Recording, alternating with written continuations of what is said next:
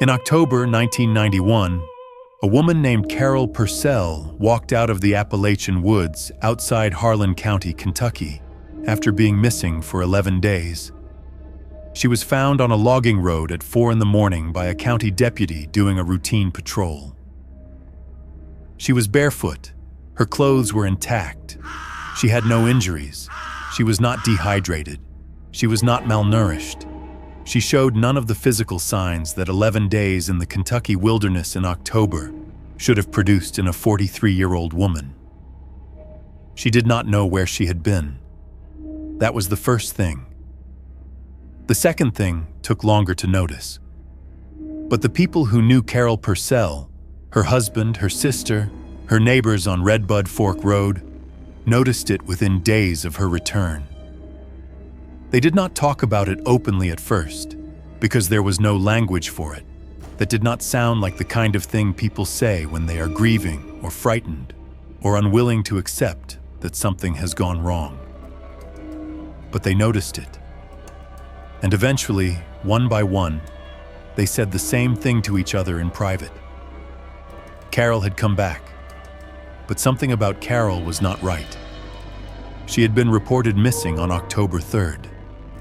Her husband Dennis had come home from his shift at the mine to find the house empty, the stove on, a pot of water boiling down to nothing. Carol's car was in the driveway. Her purse was on the kitchen table with her keys and her wallet inside it. She had simply stopped being in the house between the time Dennis left for work at 6 a.m. and the time he came home at 4 p.m. The search that followed was thorough in the way that searches in small Appalachian communities are thorough, which is to say, it involved nearly everyone who lived within 20 miles, and it covered ground that official search teams would not have known to cover. Men who had hunted those ridges their whole lives walked them again. Women organized the search from the community center. Dennis Purcell walked until his feet bled and kept walking. 11 days of this. 11 days of nothing. And then Carol walked out of the woods onto a logging road at 4 a.m, and Deputy Warren Combs found her standing in his headlights. He said later that the first thing he noticed was that she was not startled by the lights. A person who had been in the woods for 11 days, disoriented and exhausted, would have reacted to sudden headlights on a dark road. Carol Purcell stood in the beam of his cruiser and looked at him through the windshield with an expression he described as patient. Not relieved, not frightened, patient. The way someone looks when they have been waiting for something they knew was coming. He got out of the car and asked her name. She gave it without hesitation. He asked her if she was hurt. She said she was not. He asked her where she had been. She looked at him for a moment and then said she did not know. He asked her what the last thing she remembered was. She thought about it, genuinely thought about it, he said. The way a person thinks when they are trying to locate something real and not simply producing an answer. And then said she remembered the kitchen, the water boiling, looking out the window at the tree line behind the house. She did not remember anything after that. Dennis Purcell arrived at the hospital within 20 minutes of Combs's call. He came through the door of the examination room and stopped. Carol was sitting on the examination table in a hospital gown, and she looked up at him when he entered. He crossed the room and put his arms around her, and she let him. She patted his back. She said his name. She did all the things a wife does when her husband finds her after 11 days. But Dennis Purcell stood in that examination room holding his wife, and something moved through him that he could not name and would spend 3 years trying to describe to anyone who would listen. He said it was like embracing someone who was doing an impression of Carol, someone who had studied her carefully and was performing her accurately. Every gesture correct, every word in her voice. But something underneath it, some quality of presence that he had spent 19 years married to and knew the way he knew his own heartbeat, was simply not there. He told himself he was in shock. He told himself 11 days of searching had broken something in his perception. He took his wife home and made her tea and sat across from her at the kitchen table and watched her drink it and told himself everything was fine. Carol Purcell went to a doctor twice in the week following her return. Both examinations found her in excellent physical health. No signs of exposure, no signs of trauma. Blood work normal. The doctor noted in her file that her physical condition following 11 days of absence in October wilderness was, in his word, remarkable. He did not elaborate on what he meant by that. The changes were subtle at first. Carol had always been a light sleeper. After her return, she did not seem to sleep at all. Dennis would wake at 2 or 3 in the morning and find her side of the bed empty. He would find her in the kitchen or the living room, sitting without lights on, not reading, not watching television, simply sitting in the dark in a posture of complete stillness. He asked her once what she was doing. She said she was listening. He asked what she was listening for. She smiled, and it was Carol's smile, the exact shape of it, the one he had known for 19 years, and said she wasn't sure yet. She stopped eating the foods she had always eaten, not dramatically. She did not make a scene of it. She simply stopped reaching for them. Dennis noticed that she no longer drank coffee, which she had drunk every morning of their marriage. She no longer ate the apple butter she had made herself every fall since before they were married, and kept in jars on the second shelf of the pantry. She ate, but she ate the way a person eats when eating is a formality, when it is something they are doing because it is expected rather than because they require it. Her sister Linda drove up from Middlesbrough in November. She spent a weekend. On the drive home, she pulled over on Route 119 and sat in her car for 20 minutes before she could continue. She called Dennis that night and asked him carefully if Carol had said anything about what had happened to her in the woods. Dennis said no. Linda was quiet for a moment. Then she said she needed to tell him something. She said that on Saturday afternoon, she had been sitting with Carol on the back porch, and Carol had turned to look at the tree line at the edge of the property. The same tree line visible from the kitchen window. The last thing Carol had looked at before she disappeared. And something had happened to Carol's face. Linda struggled to describe it. She said it was not an expression she had ever seen on her sister's face before. It was not frightening exactly. It was more that it was wrong in the way that a familiar song played in a different key is wrong. The notes are all there, but something underneath them is off.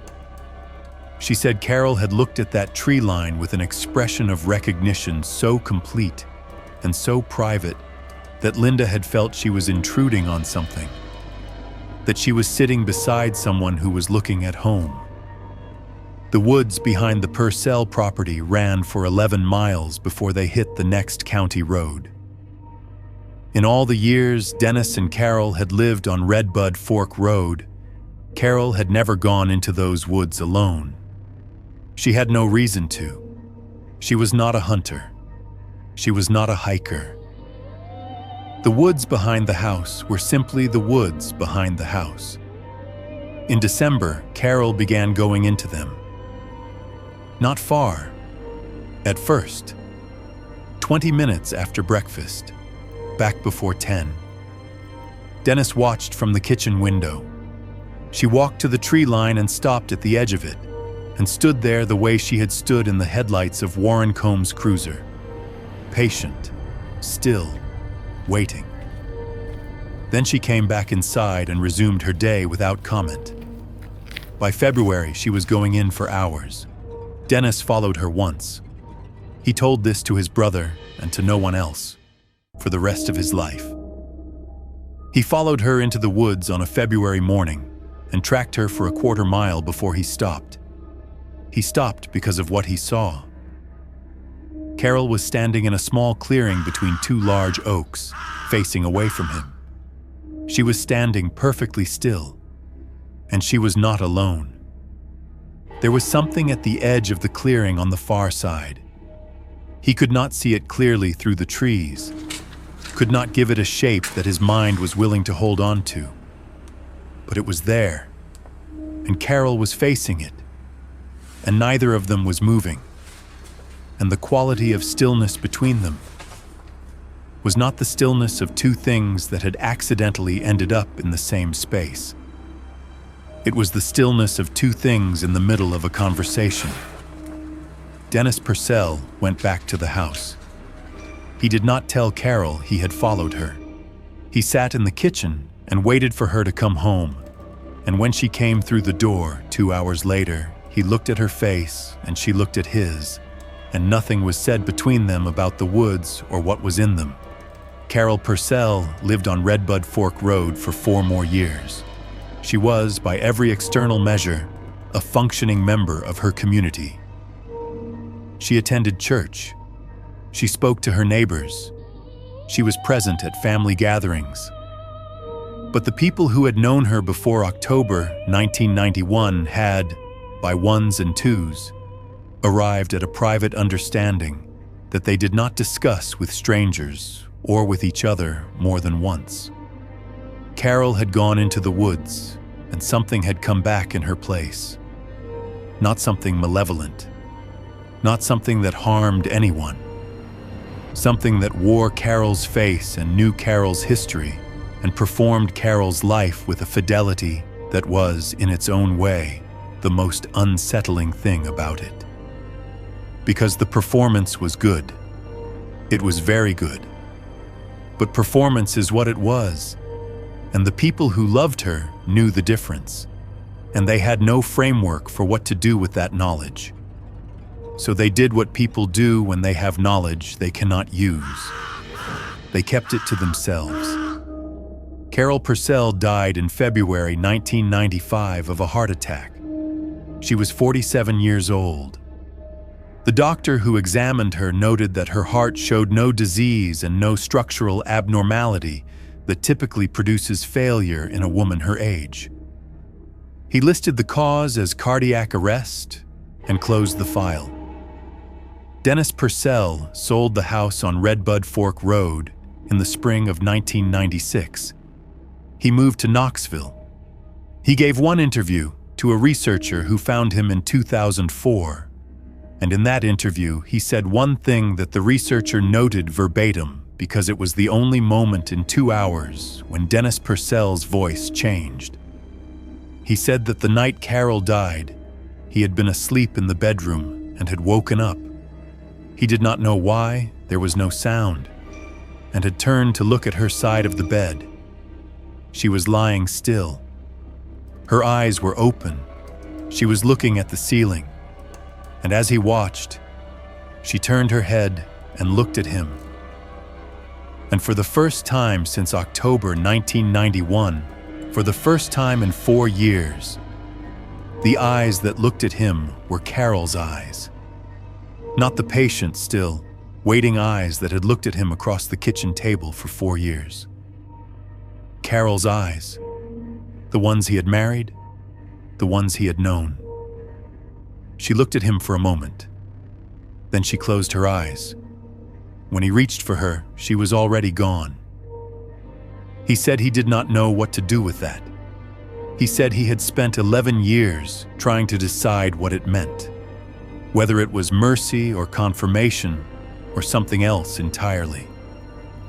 Whether whatever had been living in his wife's body for 4 years had finally left, and Carol had come back at the end, just long enough to look at him one last time.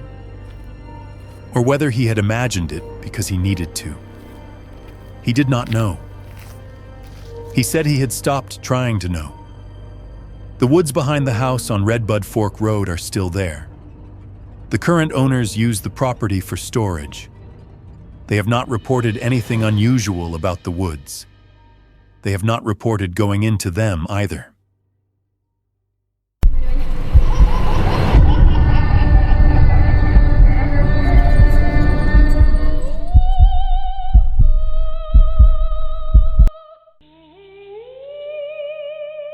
On the morning of July 10, 1981, between 30 and 60 residents of Skidmore, Missouri watched a man get shot to death in the middle of their town.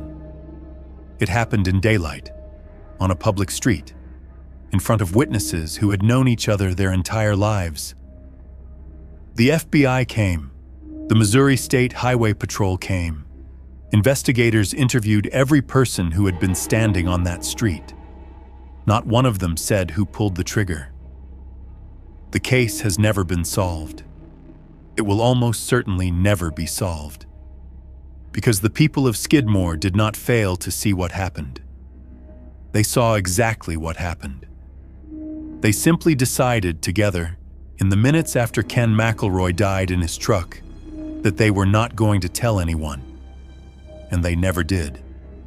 To understand what happened on July 10th, you have to understand what Ken McElroy had been doing to Skidmore for 20 years. McElroy had lived in Nodaway County most of his adult life, and he had spent that time doing things to the people around him that the law had repeatedly declined to punish. Over 2 decades, he was charged with crimes more than 24 times: assault, arson, theft, child molestation, rape. The charges accumulated and collapsed. Witnesses recanted. Juries acquitted. The mechanisms of the legal system that were supposed to protect the people of Skidmore from men like Ken McElroy had been tried repeatedly and had repeatedly failed. He understood how to use the failure. He understood that the distance between what everyone knew and what anyone could prove was where he lived, and he kept himself in that space with a precision that suggested he had thought about it carefully. After witnesses spoke against him, things happened to them. Houses burned, animals were killed, children were followed home from school. Women who had made statements found men parked outside their houses at night, sometimes McElroy himself, sitting in his truck and watching. And when confronted, he would say he was just sitting there, and there was nothing illegal about sitting in a truck, and everyone knew it, and he knew they knew it. He had shot a man named Ernest Bowenkamp in the throat over a dispute so small it should have been forgotten by the following week. Bowenkamp ran the local grocery. McElroy's daughter had been accused of stealing candy. McElroy's response to this had been to show up at the store with a rifle. Bowenkamp survived. McElroy was charged. The case went to trial. For the first time in 20 years of charges and acquittals, a jury convicted him. He was sentenced. He was awaiting the sentencing to be finalized. He chose, in the days after his conviction, to continue showing up in Skidmore. He showed up at the D&G Tavern on the morning of July 10th. He came in with his wife, Trina, and sat at the bar and drank his beer and did what he had always done, which was exist in the space of the town in a way that reminded everyone that he was still there, still free, still the thing that the law had spent 20 years failing to remove. The people of Skidmore had gathered that morning at the American Legion Hall to discuss what to do about McElroy. The meeting had been called specifically because of him. When word came that he was at the tavern, the crowd moved. 30 people, 40, 50, accounts differ, gathered outside the D&G on a July morning and waited. McElroy came out. He got into his truck. He may have reached for something, a rifle he kept behind the seat, witnesses later said, though no one would say this on record. And then the shots came. 2 rifles, investigators would later conclude from the ballistic evidence. McElroy was hit multiple times. He died in his truck on a public street in Skidmore, Missouri, with between 30 and 60 of his neighbors watching. The shooting lasted seconds. The silence that followed lasted decades. Investigators arrived and did everything investigators are supposed to do. They separated witnesses. They interviewed them individually.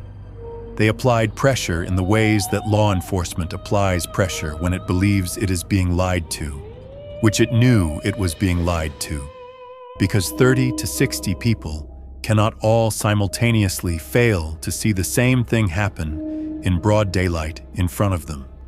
The math of coincidence does not extend that far. But the people of Skidmore held. Every single person said the same thing in different words. They had not seen who fired.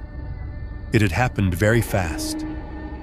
There was a crowd, and there was confusion, and they could not say. The FBI came and heard the same thing. State investigators came and heard the same thing. The witnesses were interviewed a second time and a third time, and they said what they had decided to say, and they did not deviate from it. 2 men's names circulated in the investigation as likely suspects. Del Clement, a local farmer, had been seen near the scene holding a rifle. He denied firing it. He was never charged. He died in 2017. The other man whose name came up died before any formal accusation could be made against him. Trina McElroy was in the truck when her husband was shot. She said she knew who had done it. She filed civil suits. She gave interviews. She maintained for years that she had seen the shooter clearly. The civil suits were eventually dismissed. No criminal charges were ever brought on the basis of her account. Whatever she said she saw, it was not enough, or not the right kind of enough, to move the legal system that her husband had spent 20 years evading. The town of Skidmore had fewer than 500 residents in 1981. Almost everyone who was standing on that street on July 10th is now dead. The few who remain are old. The secret, if it can still be called a secret, which it cannot, because everyone has always known what it is, has been held for more than 40 years by ordinary people who went home after Ken McElroy died in his truck and lived their lives and raised their children and grew old and said nothing. Not for a week, not until the pressure passed. For the rest of their lives. What happened in Skidmore on July 10th, 1981 was not a conspiracy in the way that word usually means. There was no meeting, no plan, no agreement made in advance. What happened was something more organic and in some ways more remarkable than a conspiracy. The community looked at what had been done to it for 20 years and looked at what had just happened on the street in front of the tavern and made a collective decision in the space of a few minutes that required no coordination because everyone present already understood the terms. They had watched the law fail them for 20 years. They had watched witnesses intimidated and charges dropped, and a man who had shot someone in the throat walk free because the system that was supposed to stop him could not. And when someone finally stopped him, they decided that the system that had failed them for 20 years did not get to decide what happened next. The D&G Tavern is gone now. The spot on the street where McElroy's truck was parked is just a stretch of road. The town itself has fewer than 300 residents today and is still declining. The people who made that decision on a July morning are mostly gone. But what they did, the specific thing they did, which was not just the shooting, but the silence, 40 years of silence maintained against every form of pressure applied to crack it. That is the part that has no precedent. 30 to 60 people saw the same thing and went home and kept their mouths shut until they died. Not because they were afraid. They had spent 20 years being afraid. They were done being afraid. because they had decided that some things are settled between a town and the man who has been terrorizing it, and those things are nobody else's business. The case is officially unsolved. It will remain that way. The last people who know what they saw that morning are very old now, and when they are gone, the answer goes with them, which is exactly what they intended. Ken McElroy is buried in a cemetery outside Skidmore. His grave has been vandalized multiple times over the years. Someone keeps doing it, and no one in Skidmore has ever reported seeing who.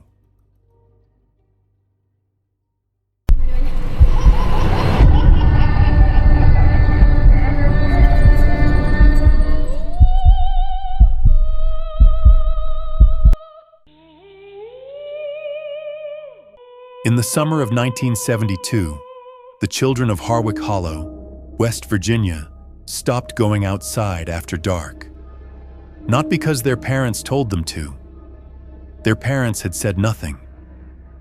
The children had arrived at the decision themselves, collectively and without discussion. The way children in small places sometimes arrive at understandings that adults are the last to notice. By July, every child in the hollow between the ages of 6 and 14 was inside before the sun touched the ridgeline. By August, they had stopped going to the far end of the hollow entirely, day or night. Nobody asked them why. Nobody thought to ask until it was too late to ask the right questions. Harwick Hollow was not a town. It was a collection of 14 families spread along 3 miles of a narrow valley in McDowell County, connected by a single unpaved road that ran between the creek and the ridge. The families had been there for generations, long enough that everyone was related to everyone else at some remove, and long enough that the hollow had its own particular culture, its own unspoken rules, its own way of handling things that the outside world was not invited to weigh in on. In the summer of 1972, the thing the hollow was handling was the disappearance of its children. It began with Thomas Pell, who was 9 years old and who did not come home for supper on a Tuesday evening in June. His mother assumed he had lost track of time at the creek, which he often did. She sent his older brother to find him. His older brother came back alone. They searched until dark. They searched the next day. Thomas Pell was not at the creek, not in the woods, not anywhere along the 3 miles of road that constituted the whole of his known world. He was simply gone. 2 weeks later, a girl named Ruthie Farber, who was 11, went to feed the chickens one morning and did not come back from the yard. Her mother found the feed bucket tipped over in the grass 15 feet from the chicken coop. The chickens were scattered. There was no other sign of anything. The hollow closed around these disappearances the way hollows do, which is to say completely and without external involvement. No one called the county sheriff. This was not negligence or ignorance. It was a deliberate choice rooted in a tradition of self-governance that went back to the first families who had settled that valley and decided that the world outside it had nothing useful to offer them. The hollow would handle its own. The problem was that the hollow did not know what it was handling. The adults searched. They organized into groups and covered the ridges and the creek and the stands of timber at the upper end of the valley. They found nothing. No clothing, no tracks. Nothing that indicated where 2 children had gone from the middle of their own lives on ordinary days. The searches were thorough, and they produced nothing, and the hollow absorbed this, the way it absorbed everything, in silence, and waited to see what would happen next. What happened next was that the children stopped going outside. No meeting, no discussion, no parent issuing an order. The children of Harwick Hollow simply contracted their world. First, the after-dark hours. then the far end of the road, then the yard after a certain hour. They played closer to the houses. They kept each other in sight. A 7-year-old girl named June Watts told her mother that they had decided it was safer that way. Her mother asked her who had decided. June said everyone. Her mother asked her why. June thought about it for a moment and said because of the thing at the end of the road. Her mother asked what thing. June said she had not seen it herself. She said none of them had seen it directly, but they had seen where it had been. She said that at the upper end of the hollow, where the road ended at the tree line, the grass had been pressed down in a pattern that none of them could explain. Not like an animal, not like a person, like something that had been standing there for a long time, like something that stood at the tree line and looked down the road toward the houses and had been doing this for longer than any of them wanted to think about. June's mother went to look. She found the pressed grass exactly where June had described it. She stood at the upper end of the road at the edge of the tree line and looked back down toward the houses and tried to see what was there to see from that vantage point, and could not explain why standing in that spot made her want to walk very quickly back to her house and lock the door. She did not tell her husband what she had seen because she did not know what she had seen. By September 1972, 3 more children had disappeared from Harwick Hollow.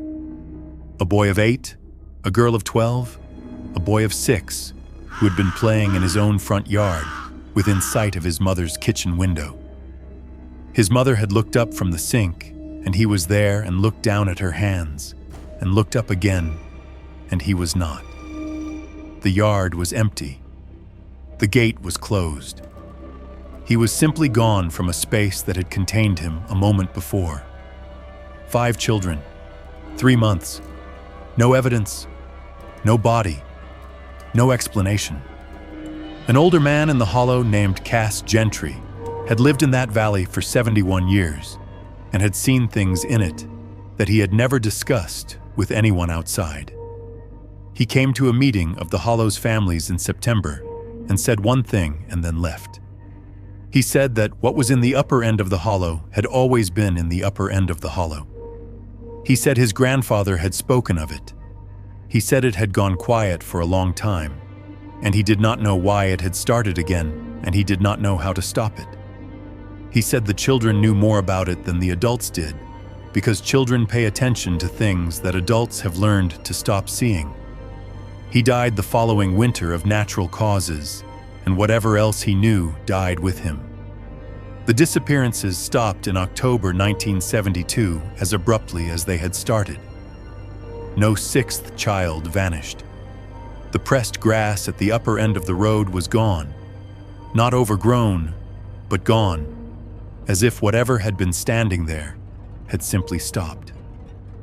The children of the hollow began going outside again, slowly, the way animals return to a field after something has passed through it. The 5 missing children were never found. No remains were ever recovered. No investigation was ever opened because no report was ever made. As far as McDowell County records are concerned, those 5 children do not exist. They were born in the hollow, and they vanished in the hollow, and the hollow kept them the way it kept everything, completely, and without explanation, and without any apparent intention of offering one. The families of Harwick Hollow began leaving in the late 1970s. By 1985, the hollow was empty. The houses are gone now, collapsed into their foundations, taken back by the ridge and the creek and the trees. The road is not passable. The upper end of it, where the road meets the tree line, is indistinguishable from the surrounding woods. A researcher who went looking for Harwick Hollow in 1999 found one surviving member of the original families, an elderly woman living in Welch, who had been a child in the hollow during the summer of 1972. She was 8 years old that summer. She had known Thomas Pell. She had been in the group of children who who had made the collective decision to stop going outside. She agreed to speak for 20 minutes. She said that she thought about that summer every day of her life. She said that she did not know what had taken those children, and she had made her peace with not knowing. She said the thing she had never made her peace with was something different. She said that in the last week of September 1972, a few days before the disappearances stopped, she had been inside her house at dusk and had looked out the window toward the upper end of the road. She said she had seen something at the tree line, not clearly, not in a way she could describe with precision 50 years later, but enough to understand why the grass had been pressed down the way it had been pressed down. She said she had looked at it, and it had looked at her, and in that moment she had understood something that she had spent 50 years wishing she had not understood. She did not say what the thing was. She did not say what she had understood. She said she was done talking, and the researcher should go. He went. The tree line at the upper end of what used to be Harwick Hollow Road looks exactly as it has looked since the last family left. Nothing moves there that the deer and the occasional black bear do not account for. The creek still runs. The ridge still stands. The woods are simply woods. 5 children went into them one summer and did not come back. Whatever stood at the edge of them and looked down the road at the houses is either gone or has learned, again, to be patient. The hollow does not say which.